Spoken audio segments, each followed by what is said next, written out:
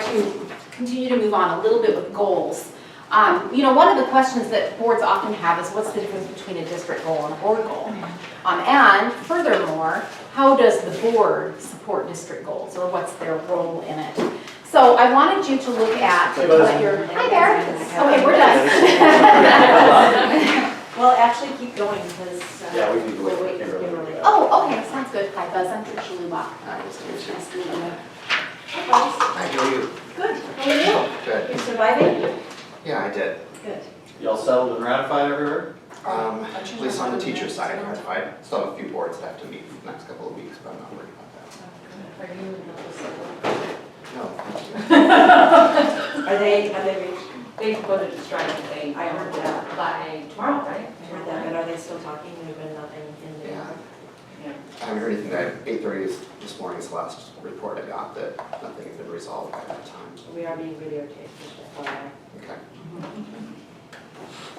So, okay, so we're gonna work a little bit on the goals. Until Kimberly. Until Kimberly gets back.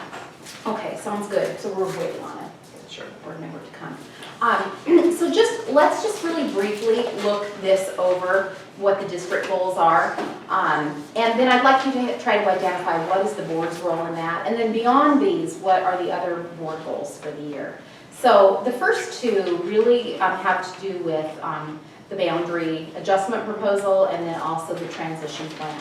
So the first one is finalizing the boundary adjustment proposal and bringing final recommendation to the board. So obviously part of your role there is going to be receiving the recommendation. We can talk about that a little bit more. And then the second one is developing a boundary adjustment transition plan. So what would you all see? And there's some rationale and there's some deliverables. And I highlighted a couple of the deliverables because some of them sounded like they might relate to board work. I'm not going to tell you what they are, but I'd like you to look at them and think about. So if we look at those first two, what would be what would be the board's role in that? And maybe that role would then translate into what a goal would be. The board work. So from my perspective around the whole boundary plan, you know, I think we're going to get down to the micro issues, the individual neighborhood issues, you know, and I think that that's not the place for the board to engage. That's why we've had the EDTF and the task force. So it seems to me the appropriate role of the board is really making sure that they understand and can validate the process and the thinking and the rationale that's been applied by the EDTF, rather than trying to adjust this cul-de-sac or that neighborhood, you know, getting at that level of detail. But I think that's where I think some members of the community will certainly want or ask the board to advocate, is at that level. So That's when, part of just, articulating yeah, board roles. yeah, from my own personal knowledge, when does that, Come to the board. no, when does the window close on sending them back to EDTF? So the input's going to continue to be received through the end of September, That's the and word. then they're going to use the October 1 enrollment numbers Okay. to do their final validation, you know, of, you know, their final pass through the figures. Do you guys like how fast that was? Good job. Are they doing open houses this fall? Not planning on doing another series of open houses. I think similar to the plan right now is similar to the May process of just updating all the maps and the locators and pushing the Okay. information out again. Gotcha. So it's November 15th and somebody who lives in the district or wakes up and discovers that their cul-de-sac is moving, I mean, I say it's done, or is there a place to direct them to, or how do I help them process this? Yeah, and I don't know if we've gotten that. I mean, at some point you cut off the input period. Right, so yeah, that's what I'm asking, is Right. when is that cut off, so that I know that I'm not sending someone and then they get back to me and say, turns out. Do you know when that is, what that cutoff I period don't. is? I mean, I think we will. Yeah, I think it'll hinge on two things. One is whether or not there's any change from the May plan, because then I think you almost have to then ask for, or at least right, offer some opportunity for comment on that. right. If there's not any change to the May plan, then I think that presents a different a different circumstance. Right. So you'll just, if you could keep us informed of when, because that's my plan, is to send them back to Right. the PTF. And then, but I need to know when this cut off. Well, and they're meeting, Next week. yeah. Okay, I'm going. okay. Yeah. Did you catch Yeah. that? We'll switch Okay. over. All right, Okay, so- to be continued. End of September right now, it looks like for the end of the input. Yeah, just so, because I'm sure like, Okay. in case you're hearing from somebody, And I do, yeah. that we can continue to send to PTF at least through the end of September, and maybe longer. But they'll let us know when to stop Would you that. like some water? No, I'm fine, thank you.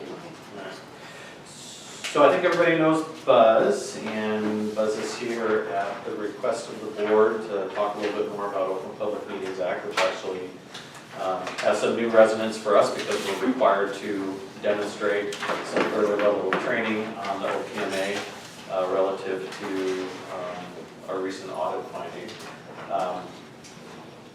Buzz was here with us, gosh, just about a year ago, Yep. doing OPMA training. And I think this conversation was requested by some board members to be able to interact directly with Buzz. But I think the question really centers around kind of the social media, Facebook ramifications of the OPMA. So I've included, you should have seen these before, but these were just some of the earlier email exchanges with Buzz where I forwarded some of the questions and got some of Buzz's responses. So unless you have something more formalized presented, I think this is more an opportunity to kind of talk through these things at a more detailed level, and I think there were some follow-up questions that board members had. Sure. So I did bring just sort of excerpts actually from what we talked about last year. Things out. And what I pulled out are, these are basic rules. These aren't specifically dealing with social media, but on all the examples today we'll talk about social media, but I kind of wanted to refer back to the basic rules, because that's how I think you end up answering a lot of the questions, especially when you talk about new media, is by sort of understanding, well, what would this be like if it were back in the brick and mortar world before there was the internet. And that's true in this case. I'll summarize everything here. There's 3 different statutes we talked about last year and this year. It's OPMA, Public Meetings Act, Public Records Act, PRA, and the Records Retention Statute. So 3 different statutes all deal with the same thing in the same way, in the sense that it's never What was the third one? PRA, OPMA, and records retention. that doesn't have an acronym? It doesn't have a nice acronym, no. It's just the Records Retention Act.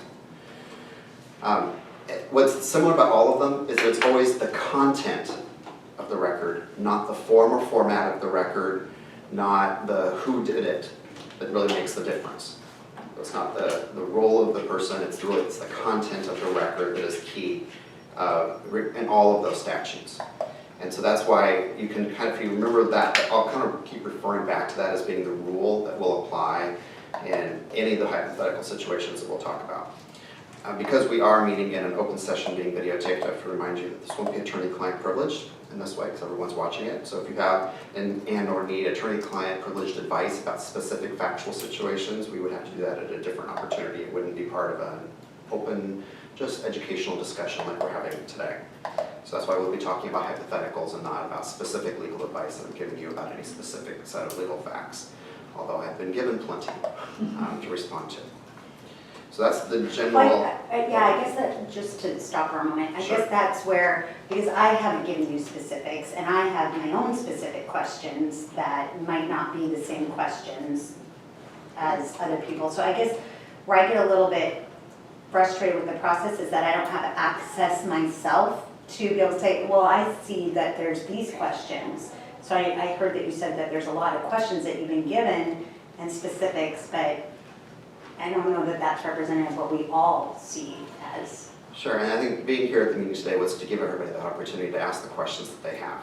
But you said not to give specifics, So I will, yes. what I have to avoid is giving you specific legal advice about a specific set of facts if you want that to be attorney-client privileged information.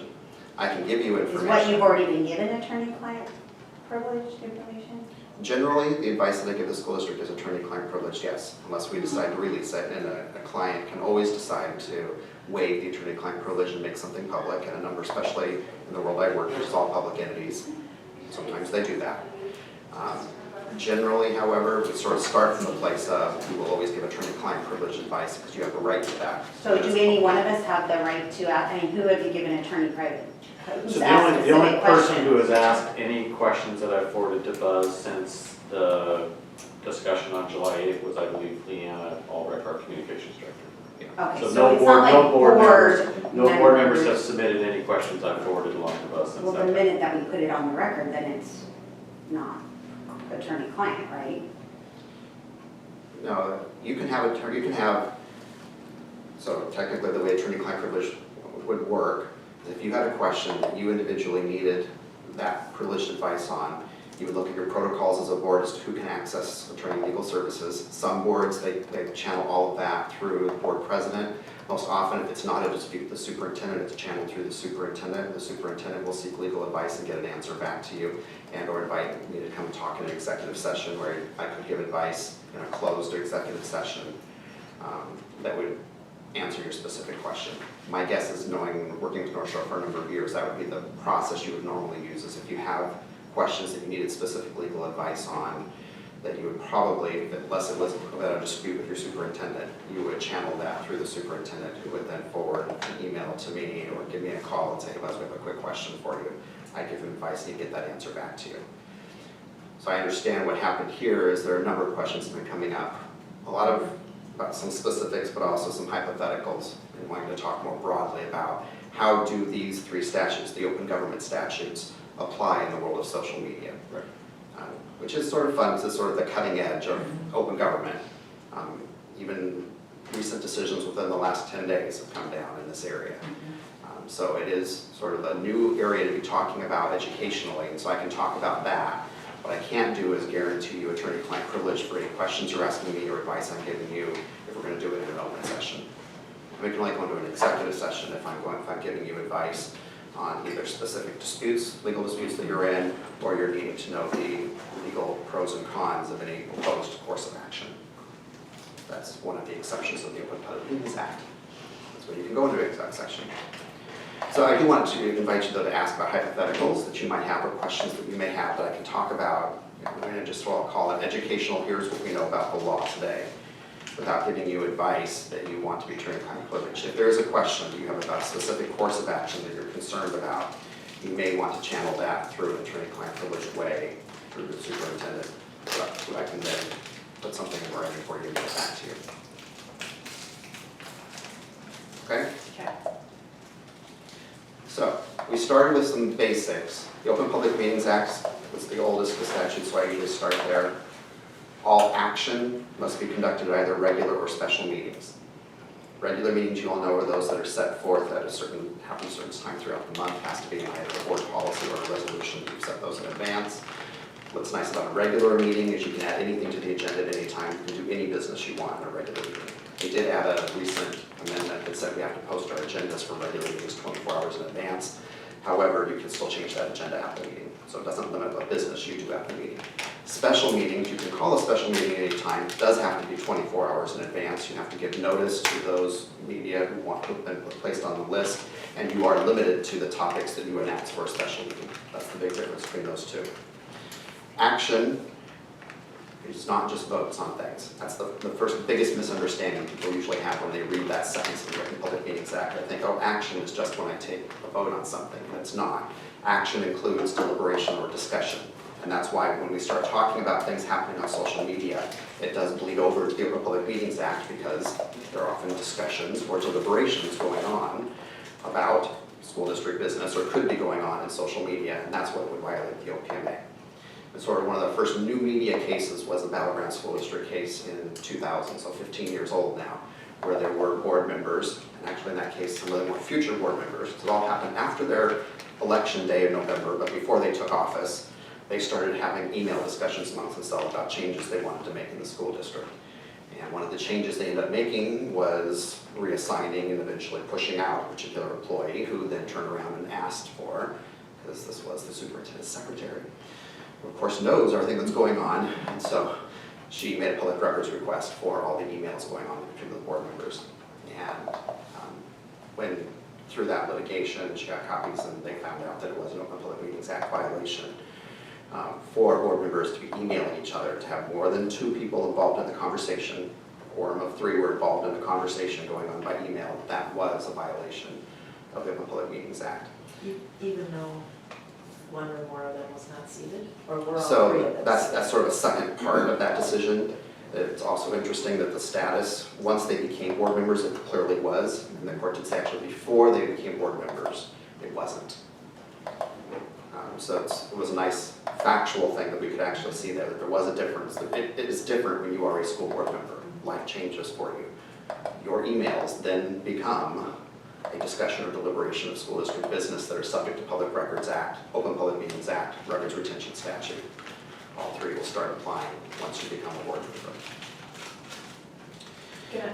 Is it okay time to ask questions? Sure. So when you're talking about email conversations, hypothetically speaking, people are on the distribution list, they don't respond and engage in a two-way conversation on the email, but they've read, is that a discussion?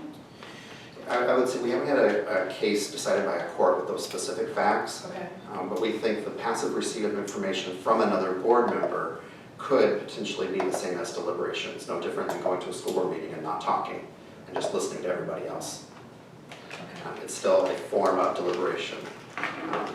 You're hearing the conversation from others. Now, we're pretty clear, passive receipt of information from school administrators is not, however, discussion or deliberation. But from another board member would be, Right. Well, but from another board member to the superintendent to us. it's okay, but if a board member, decides to. I send something to Larry, Mhm. he sends it to the board by my request or whatever. And that would probably be okay if it's simply receipt at that particular time from the superintendent. If, Even however, though I initiated the dialogue. right, what we have to be careful there, and where you would cross the line, is when the superintendent just becomes a conduit for somebody else's discussions. What he couldn't do is call one board member and say, how are you gonna vote on this? Then call the next board member and say, so-and-so said they're gonna vote this way. Then go to the third board member and say, and so these two are gonna vote this way, how are you gonna vote? That's carrying a conversation. He can't become the conduit to get around the Open Public Meetings Act. Normally what I do, and I must confess, I'm probably not 100% faithful in this, is normally I'll say, a board member asked that this be shared.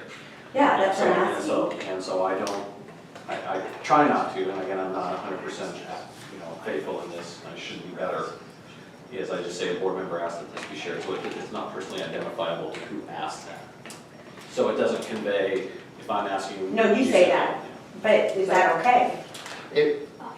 Because they're not identifying who it is as a person, and because he's not carrying forth a conversation, it's just a one-way, it's basically making sure everybody gets the same information, is all you're trying to do there. It's no different than a sort of a CC, if a member of the community had CC'd all of you on the exact same communication, it's just making sure that you all saw the exact same communications in that particular case.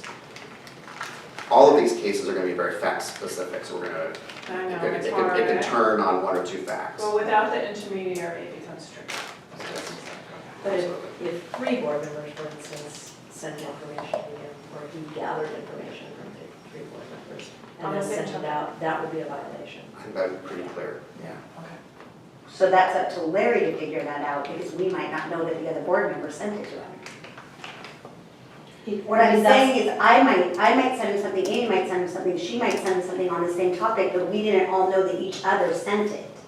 So So then he if wouldn't the- be able to forward it. That's what I'm saying, but that becomes incumbent upon Larry to know that three of us just sent the same information.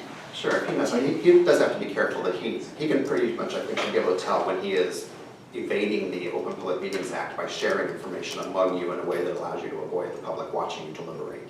And to my knowledge, that's never happened, I'm just thinking out loud. Well, Just, but what I do think is that where Larry isn't, you're not a part of the Open Public Meetings Act, as far as you can't be found in violation of that, we can, and just like what happened at our legislative dinner when the three of us didn't bring up the carpet and the flooring. Kimberly, that's incorrect.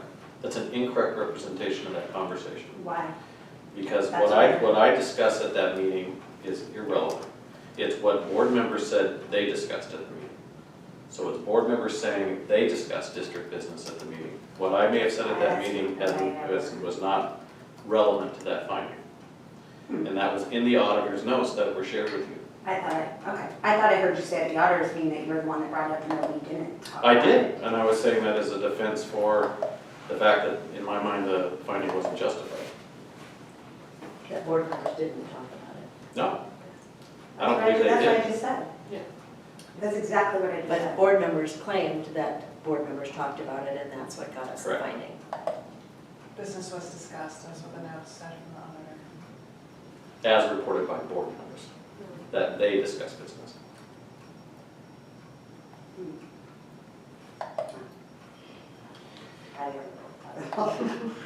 Okay, Just to get back to the outline, the Public Records Act works very similarly to the Open Public Meetings Act in the sense that it's any writing related to government conduct or performance prepared, owned, used, or retained by a school district. So again, it's the content of the record that makes it subject to the Public Records Act.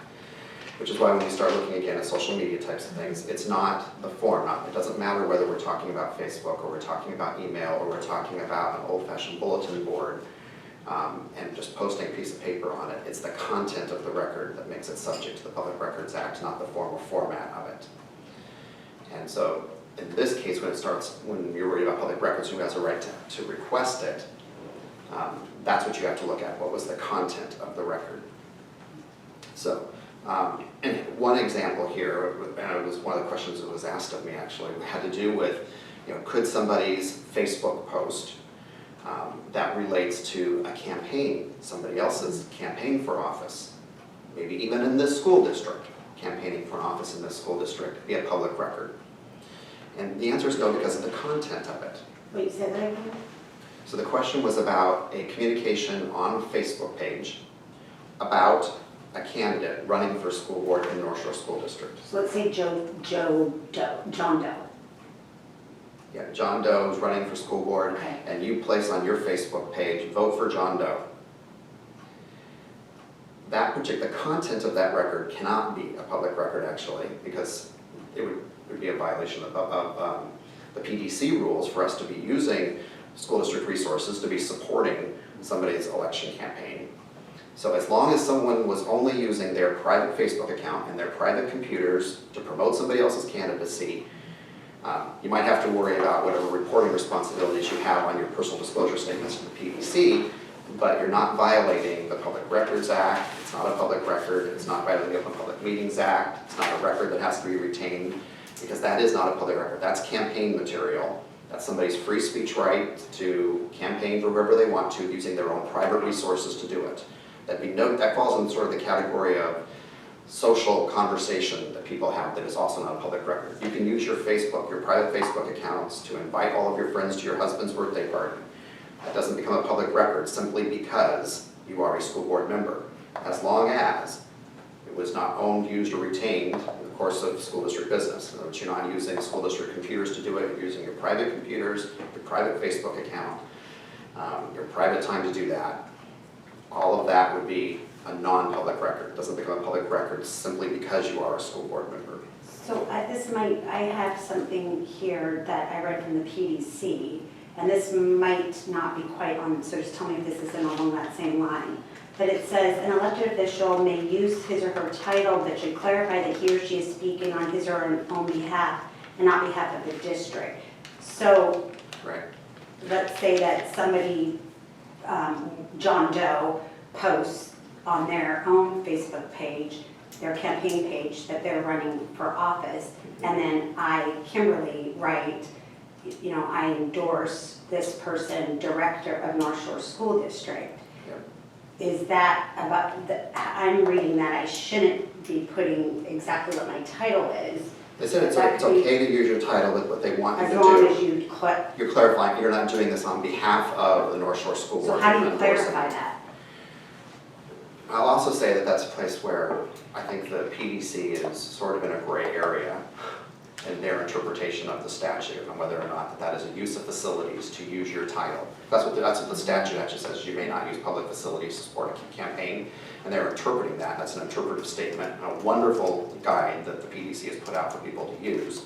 But they're interpreting use of public facilities to be, you can't mislead people into thinking that you as a school district are endorsing that particular individual. And so How would I qualify that then? it's really difficult, I will say, on the forms of many social media that don't give you the chance to actually say anything other than I like this or I support this. But what if I'm using my name as an endorsement? Should I just withhold my title then?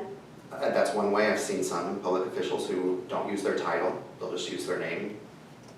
There are others, however, who will instead use their title, and I think PDC has not been successful in pursuit of legal claims. It's saying simply use of the title alone is a use of facilities. I don't think it's a use of facilities just to use the title. However, I would also agree with them that it's a good idea to always clarify when you can, when you're doing a communication, that you are not speaking on behalf of the public entity, you're speaking on behalf of yourself. And But I could get around it by just putting Kimberly D'Angelo and not saying the title. I think that would, to me, make it pretty clear that you're not speaking on behalf of the North Shore School District when you are endorsing somebody's candidacy. But it is one of those areas where, again, that's where their PDC is out there trying to interpret the law, I think in a very helpful way, but they are pushing a little bit against the boundaries of the law to say that use of facilities is the use of your title. And the PDC will tell you directly that it is allowable to use your title. I just read that from the PDC. Yeah, they'll allow you to use your title, they just want you to not clarify, which is just not always easy to do in the social media. It's actually a PDC document. Yeah. It's a wonderful chart that they put together and they update fairly often. It's a really good, I recommend that document often to people.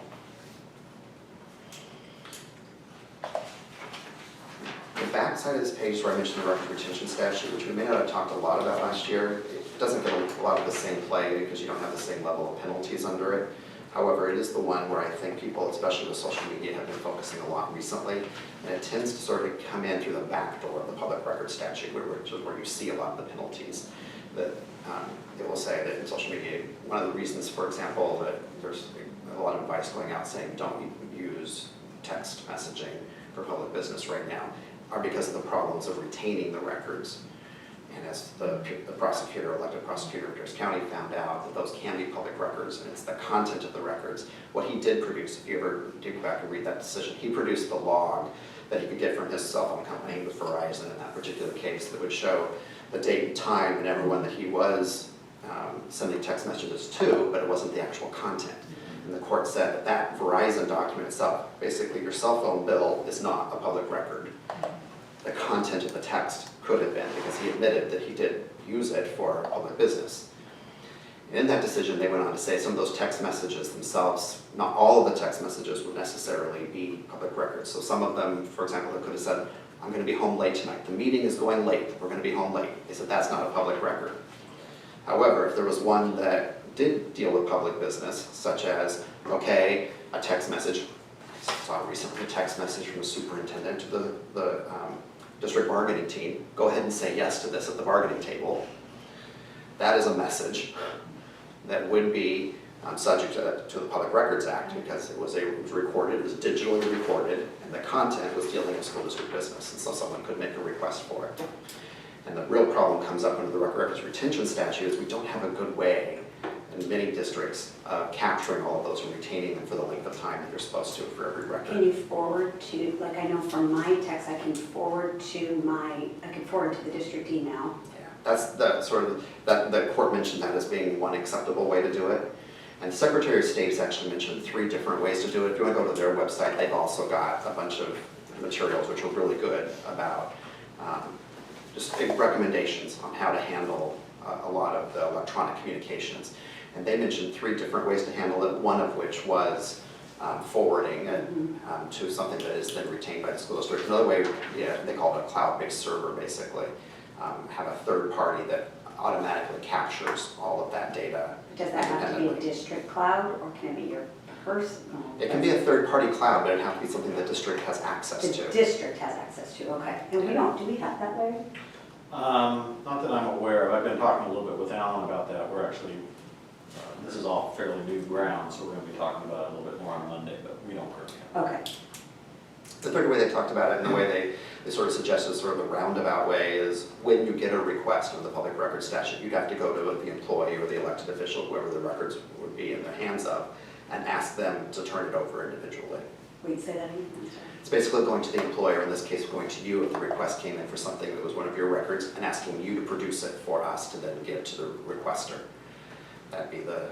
That's where it gets tricky though. that's when it gets tougher, is because then you have to find a way to get Right. that information out. But if I just got in the habit of, because I do that with many things, I just forward it to, I try not to do business from my phone, but now you're saying even small things that maybe we're not thinking of, right? So if I just forward to Yeah. SB District 1. Yeah, I think that that's the good roundabout way to go right now, is forwarding everything to a server that you know will be backed up and retained and searchable. And actually on your text, at least on my text, and on iPhones, you can put, like I could put a text to you, let's say, and I can also then at the same time put my email to the district in at the exact same time. So it would go to both, if it was dealing with district business per se. And I know several other large districts that have simply laid down the law this year to say no district business by text messages. Yeah, it's hard to track. And that is an easy and attractive thing to look at right now. Mhm. But as I saw that with the district who I'd heard do that, rather large, sophisticated district, but also found that it was very difficult for them to enforce because unfortunately text messaging has become so pervasive that it's really hard for them to avoid doing it because they found it a very convenient form of communications. So it's been hard to enforce even in the first few weeks of this year. Like I know we've all sent group texts around when we've been at a WASDA conference, for example, that's been benign, saying we're meeting at this time. That wouldn't be That's allowed. disclosed. Right. Can we say we're all attending this meeting? That would be, Or what meeting you're at? See, that's where it becomes very gray to me. Like, you might be going to a cultural one, I might be to say, hey, you guys, I'm going to this meeting now, or we have What now. class we're going to, or what, you know. Yeah, this is where it becomes so gray that I don't even know I would think of it. Do you see what I'm saying? Like, in my mind, that's getting closer to district business than we're sitting at the front left corner for lunch. Exactly. yeah. So, Buzz, just kind of, being cognizant of time and sort of the main purpose for us bringing you out here, I just want to just ask, some general hypothetical questions just to make sure I understand and maybe generate some further follow-up questions or understanding. So, when it comes to Facebook, if 3 to 5 board members are part of a Facebook community, and that is completely permissible as long as all of them are simply passive recipients of all of the comments on there, or anything they may choose to comment on does not involve district business. Yeah, more the latter. It's the content that will be most important. Okay. As long as the content is not about district business, feel free to do it. Knitting, yarning, Seahawks, whatever. Yep. So even if we don't interact, even if we None of them. don't click the like button, we don't do anything, but there's a post about district business. That's when I start worrying about we're coming really close. So an example, some third parties have some listservs that board members could be find very valuable to watch what's going on. If there's a discussion of North Shore School District business on there, Right. and you're just, even if you're receiving, if 3 of you are receiving that information, I do start to worry that is starting to cross the line. So that is what's taking place. Can I just, I'll do that. So if we're all on like Disneyland listserv, right? We can all 5 be on there and we can talk about what our favorite ride is. The Washington State CTA is in back their listserv. That's where we can get into trouble. If there's a discussion of North Shore School District If it's business. North Shore specific, but if it's. You all can subscribe to certain informational things to read. You can read the same newspapers, you can read the same blogs. But if you start using that particular forum to have discussions or deliberations, and I think sometimes that means listening to each other. So if one person comments on that blog, we've gone beyond just reading it as a newspaper, and now it's become a forum for two-way communication. That's when I think it crosses the line. Okay, and what about the things like McCleary? What if somebody starts having a conversation about McCleary, and that impacts us at North Shore? Is that North Shore district business, or is that? And same thing as at our WASDA regional meetings, where, for instance, if there were 3 of us attending the same meeting and we're talking in general about business, but we're always talking about North Shore because that's our filter. So that's a violation too, from what I've heard. You're getting pretty close to the line, and it's interesting that WASDA went out and got a letter opinion from the Attorney General's office. It's been a long time ago now. So specifically saying that board members could go to the WASDA conference and not violate the Open Public Meetings Act. I don't know 25 years after the fact if the courts would find it the exact same way. That would be, and that's what we've always told you, to be very careful at those meetings, not to have discussions or deliberations over your school district business. Go and listen, get lots of information, but be very careful. And I think most districts have, when they've wanted to have times for you to download and share with each other about what you're hearing, that you will note that as a meeting. We've done that. Okay, so things like No Child Left Behind were clearly that we have no say in whatsoever. If we start discussing them, that could be interpreted as discussing district business. I think, yeah. Okay. Does it in Hey, that you know, sense? Right. usually, No, there yeah, are- just trying to. I don't know if there's ever been three of us at any of the regional meetings. I'm trying to think that, very rare, I can't think of any time there has Yeah, been, I'm sorry, I'm but focusing even on still, content, but yeah. yeah. So another question I think has come up is just this whole notion of not commenting but liking. Wait, I still had a question. Oh, sorry, go ahead. So, Dawn had sent something which, to all of us, that talked about something, and I think she wanted it read. I don't know if you got it, but I just looked at my email.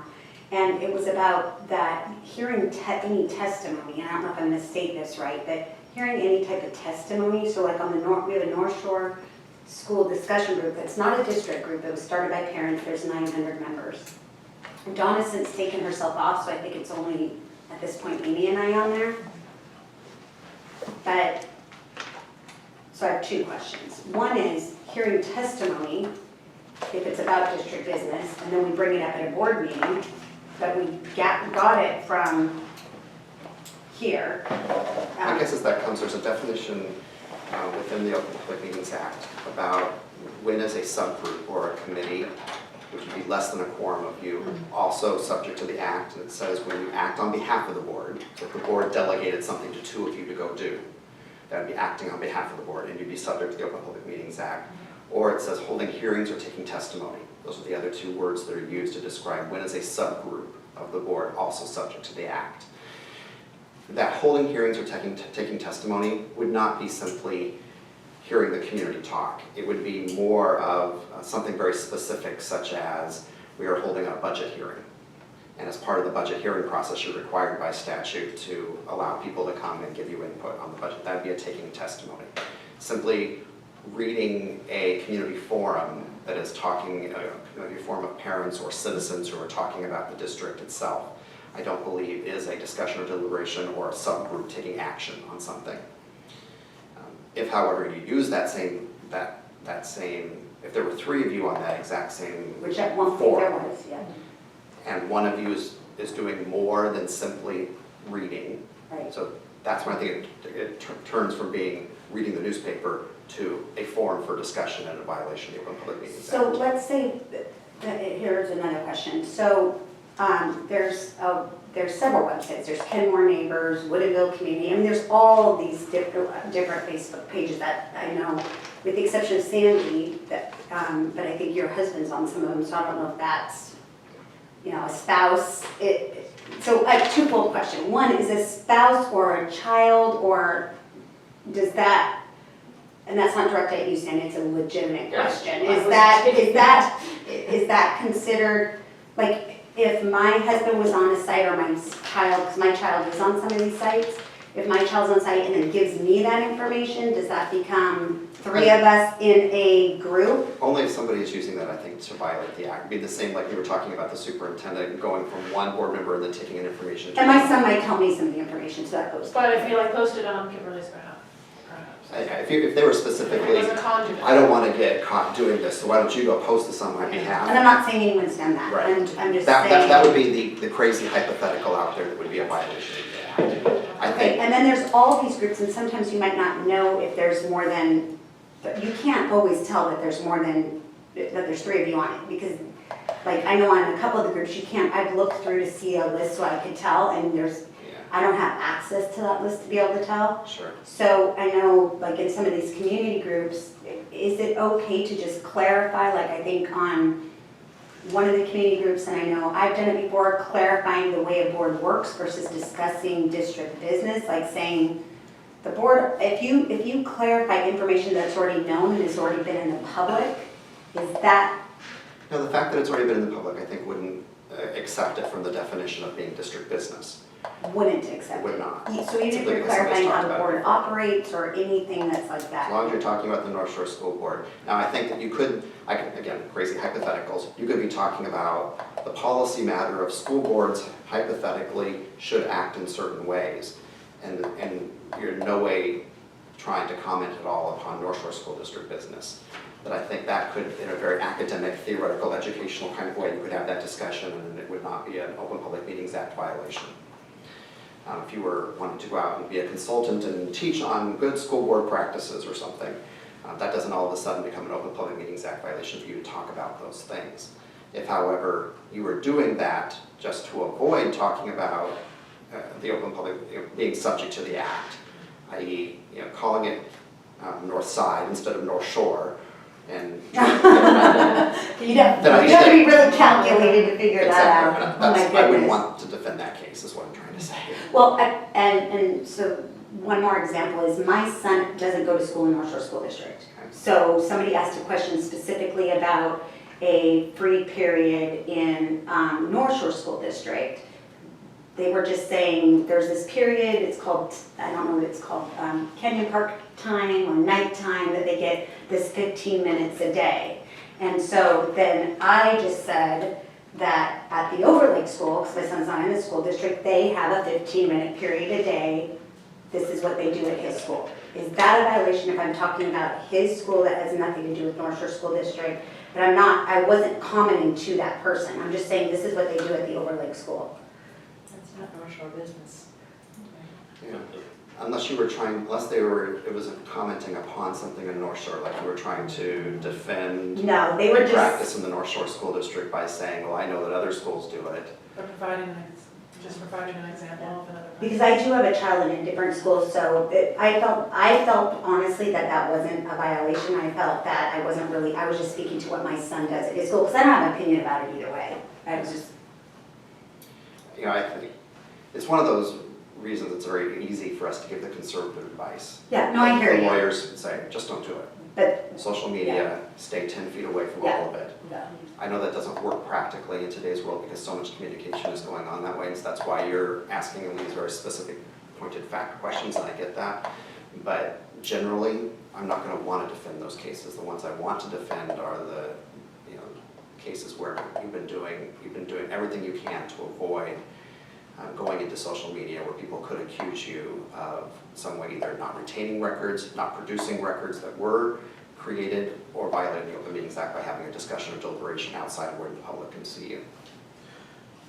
So, I know you want a few minutes to kind of wrap up goals. Just a couple of things that I think came out in the discussions that have taken place. So one, I mentioned just the whole issue of liking comments and whether or not that constitutes discussion or deliberation. And then the second is this whole notion of are board members ever private citizens when it comes to discussing district business? Yeah, I think a like, kind of giving that little thumbs up on whatever the social media is, it might be different on different type of sites, could be a comment upon it. A comment upon the content of somebody's post. Somehow I'm running in favor of it. Right. No So- different than taking a vote. So, Meeting, all you do is raise your hand or say aye. someone posts, I like giving specifics because I think that, I don't think any one of us, I think all of us have commented with the exception of Sandy on some site, or liked some site, and I have all of it on my phone, so I think we've all commented in some form. But so someone posts, this is a great thing to hear on This American Life about racial discrimination, you like it. They're not actually saying North Shore School District, they're just saying that this is something good. Yeah, I think the question would be, is that content constituting district business? So it would depend on the content of what somebody was saying. If it's about a curricular matter, Does it depend on the thread yeah, it would that's part depend. of, or? Yeah, it would depend on the content of that thread. The thing Yeah, you would this like, wasn't a thread. you can like certain things that have nothing to do with This wasn't district a business. thread. I'm not saying every time you hit the like button, but it just, is that content about district business? And it could be because it was a curricular matter that you think is something that, that someone could be proposing to North Shore at some day. That, I think liking a comment about it that this is really good curriculum would be just the same as having a comment in a public meeting that this is great curriculum. Your second question, I'm trying to remember, was When, if ever, do board members retain their status as private citizens when it comes to district business? so it doesn't when it comes to district business. You don't. You don't have a chance to take the shoes on and off of being a school board member. Once you're a board member, you're a board member until you're off the board. What matters is the content of the communication, not your status. Your status will not change. I don't get to say, well, now I'm just acting as a private citizen so I can comment upon district business as a private citizen. You can't. The only thing you can do as a private citizen is non-district business. So you can make a comment about, I think Donald Trump would make a great president. That's not school district business. You may think it's good or bad for education, I don't know. But that general comment, I'm pretty sure no court is going to find that to be district business. So you can make that comment as a private citizen. You can't make any comment as a private citizen as long as you're on the board. That would not be in your capacity as a board Can member. can you put a post that says, we are looking for people, citizens, to be part of our later start team or one of our task forces, or tonight at our board meeting, please, attend, we will be discussing this or that. Are you allowed to do that? In what form? Is it on your Facebook page? Yeah.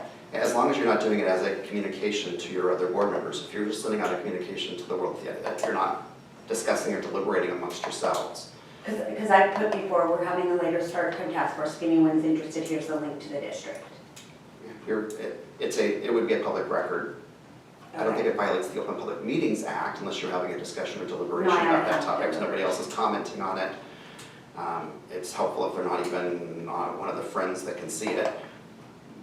But is it a public record? Yes. Okay. If somebody were to make a records request for it, we would have to go to you and say, hey, please give us a copy of any and all posts that relate to district business, and you'd have to Okay. produce it. If that comment was added though, and I think that's a good example, following sort of a lengthy discussion about start times within the district, then it's in the context of a broader discussion. That's why it is a broader discussion, since it is public, it is the district's business. Right. That's what makes it a public record. It is for sure a public record. It is something that has to be retained, produced if someone requested it. Different question, does it violate the Open Public Meetings Act? And it would only violate the Open Public Meetings Act if there were other board members who were involved in that same conversation. So you can have a conversation with the world all you want on social media, as long as the other board members aren't involved. No three board Involved members in viewing it. in viewing it. Yeah, and that's, the viewing Wow, versus that's- discussing that's is so- where I see the That's so hard, tougher because like one. one way to get information out for people to be on our middle school, any of our task force, is I've found an effective ways to, I don't know if it's been effective, I don't know how many people, but hey, we have this task force, if you haven't heard about it, And those are probably. and not even having an opinion, nothing giving information, just if you're interested in volunteering your time or, And so those might be better handled through the district's Facebook page where we do retain all of those. Well, this isn't illegal. I understand that, but you're gonna reach different people than I'm gonna reach, so that's why I'm saying the intent was never to, the intent's just to give people information. You see what I'm saying? Like, Right, and And, but I hear you. yeah, this isn't a legal issue, but one of the unintended consequences is that now people know that there are school board members on this particular page, but they don't know who school board members are. So they're starting to interpret any statement as a statement by a school board member from this page. So I've had community members come to me and they said, oh, the school board member said this, and then they tell me what it is, and I said, really? And then they'll tell me the name, and I'm like, that's not actually School someone board. on the school board. So, I mean, it's kind of one of the dangers of it. It's known to have school board members on it, and then people aren't really clear as to who the school board members are, because we're saying, I'm a private citizen, and I'm not a school board member, and I'm not speaking as, so they get confused as to who they are, and then things are getting attributed to us that we haven't even said. So, it's But I don't know if you're familiar challenging. with this document, but this was from the Freedom Foundation. Yeah, I'm not familiar with it, I saw it here in your staff. I quickly was scanning it. I didn't see any particular concerns in my initial review. I think that's something that Dawn Yeah. had. Yeah, a board member asked that this be shared with the board. It's all in a Q&A format. I didn't read it word for word, but I scanned through it and it all looked, I would imagine, Some of they would them- tend to be more on the conservative side, and the less permissive side of. Correct. What I scanned looked like it was taken directly off of somebody else's website, like OPMA, like it was RCW was a Good. direct language. It looked like, to me, I don't know. I mean, I don't know, but I didn't look at Again, my general statement is that it looked like a really good resource. I didn't see any particular problems with it. So It's in not general, usually a just source don't of say document. it. In general, we can't say anything, and this is why I think it's another good thing to clarify to the community what our roles are, Right. because what we were talking about before, Yeah. because I think that even if we had never commented, the community does expect us to not even necessarily give an opinion, but which Leanne has been doing a great job about responding quickly to different questions on some of these Facebook pages. Okay. So our communications director has been great about responding and trying to keep abreast of what people are asking. But I think, but that's really good information because I think most of us were just wanting to answer people's questions, not get in a debate with, or to get information out there, like, we have Again, and I think that it's not at all to say that it's not a good thing to do in terms of keeping your constituency informed. A good politician does that. The issues become practically, are you retaining all of the things that are public records and all those things that are available to people to be able to request and produce in a readily available format? That's But it very just sounds like you difficult could to do. violate the Open Public Meetings Act, even just So posting, easily. even posting that, hey, we're having a middle start task force, we're looking for new people on it, or on our enrollment demographics boundaries, and putting that up there, that if 3 people see it, you've suddenly violated it. Because how do you know the problem is, how do you know 3 people didn't see it? You don't. And I think there's a difference though between throwing something out to the world versus in a forum where you have friended certain people that you know are on the now like closed list. Is the closed groups more so? Okay. I think that to me would be an easier set of facts, again, talking hypothetically, in terms of a set of facts that someone could say would be an Open Public Meetings Act violation. I mean, worst case scenario, I could create a Facebook page just for school board members, and the 5 of you are the only people who can see it, Oh my gosh. and all of you could be trading all sorts of conversation. I have no doubt that that would be a violation. Okay, but on my own Facebook page, then I'm gonna go back to this question. Sorry. If I know that I wanna get information out to people, and I'm gonna hit different people than the district's gonna hit, than you're gonna hit. And you're gonna be able to retain those records for the length of time that we have to retain them and produce them if we get a public records request. Yeah, I don't know, I guess you could delete your Facebook comment, your Facebook post, but anyway, can I say, we have openings on our EDTF committee, here's the link, if anyone's willing to join it? I mean, is that, if I do that on my own page? Based on that content, without any other board member commenting on your page or anything. And that's what I can't I'm control. fairly certain that your communication out to the world, your one-way communication, inviting people to please come and apply to be on our committee, probably is not a violation of the OPMA. Okay, I do worry a little bit about it under the PRA and the records Okay. retention statutes, whether or not okay. we've done everything that we're supposed to do there. And I'd say that we want to be clear, one of the questions that came up was, do district staff members have liability knowing that board members are out doing these kinds of things? And the answer there is probably no. That if there's liability, it's always for the elected officials under the OPMA, that's personal liability that you have there. And then for the entity as the school district, we might have, if we do not produce a record that we should be producing or are not retaining records that we're supposed to be retaining, the entity, the school district would have liability, not individual staff members. So, hang on, that just clicks on my brain. So the district could be held liable for not retaining a record of Kimberly's personal Facebook page if she posts, there's no name on her EDTF. And I liked it. So this case with the prosecutor down in Pierce You County, don't even have to like it, it's just a. Right. even though Just that I put it on there. yeah, Yeah. the case down in Pierce County, Lindquist, Mark Lindquist, the prosecutor down there, the case was against Pierce County, the case was not against Mark Lindquist. Okay. And the court in that case withheld any financial penalties because of the unsettled sense of the law. And that they would, however, they said, be issuing penalties if the Pierce County did not go back now and get the content of those text messages in that particular They case. couldn't get them, I thought, because they had been deleted. Correct? Good to know. Which would be one of the challenges, Okay. so that could be liability. So then they for- did find them, correct?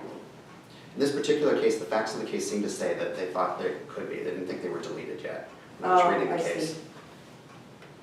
What's the case that lost it recently? Oh, that was about a school district down in Pierce County. Actually, wasn't it? City of Five. Five. City of City of Five Oh. with texts, and those were not retrievable. And that- And they got fined, what, $30,000? And that It was more than the, that even. Might have been. and that was the school district No, you this were was, talking about. this was city of, City of this Five. wasn't a school Oh. district, it was the city of Are you guys Five. talking about the same case?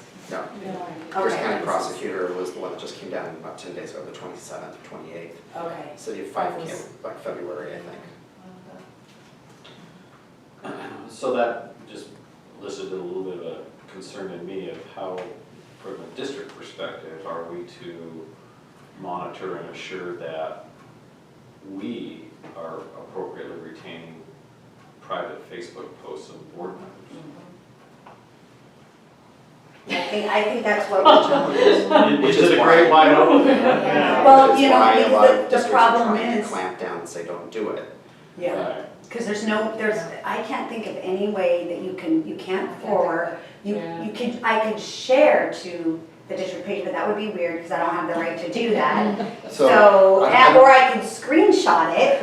So I'm I saying, don't know or you anything cannot about do it, but in reading up about it, there's some services that suppose are third-party services that you can contract with that will basically go out and capture Facebook pages, social post pages, and create copies in the Sounds like cloud. that's a They good retain business to it. get into. Yeah, so then the question is, In do you Washington want the State. district having, I mean, I don't, you know, I have a happy page, right? Facebook, right? But I'm very careful about what I post on my own page, but I mean, you know, because you are a public figure, right? So, and I work at, you know, in the public sphere at my job. So the question is, do I want the district having access to my personal Facebook page? Because that feels like an invasion of privacy on the other side of it.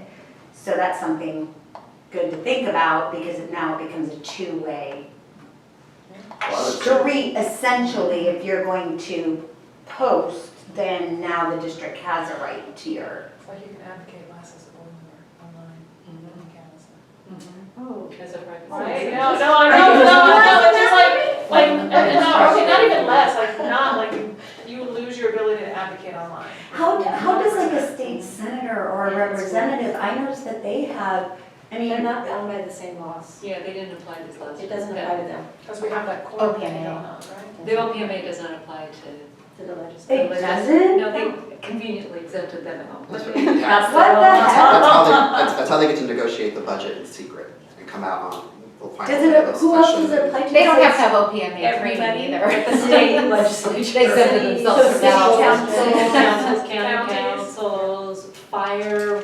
But it doesn't apply, no, you know what, and that's been confusing, that's been confusing, because I see, like, I'll go on legislature's Facebook pages, and I didn't realize that it didn't, and maybe they're not making opinions, they're just stating facts, and I didn't realize that it didn't apply to them. No, because it inhibits conversation. Exactly, all right. No, I think it's a very good point, because it's very confusing. Yeah, so I It is very think confusing. Tricia would Cuts like off our ability. a few minutes to kind of wrap up here, so. Well, as long as Any everyone's other- questions. Any get other answered. questions for Buzz? Make sure everyone. Thank you, Buzz. That's- Really appreciate you coming in. Yes. So you can't even So hard tweet. to learn now. No, conversation is very important. Should we have a moment of silence for all the talking you can't do right now? Well, I think what's sad is that actually at the flip It side, is there's sad. the public. You know, It is sad. No, I agree. Now it's a law, I wanna go change. Yeah, it is. It makes discouraging. sense. I mean, But I wanna the take up intent arms. behind the law makes sense, absolutely. sure. Yeah, But the application. legislature needs to live by it themselves to see what the limitations of it are. Honestly. It doesn't make any sense, they're elected too, so. Yeah. Because if Well, they, they have sorry, a but I mean, legislature.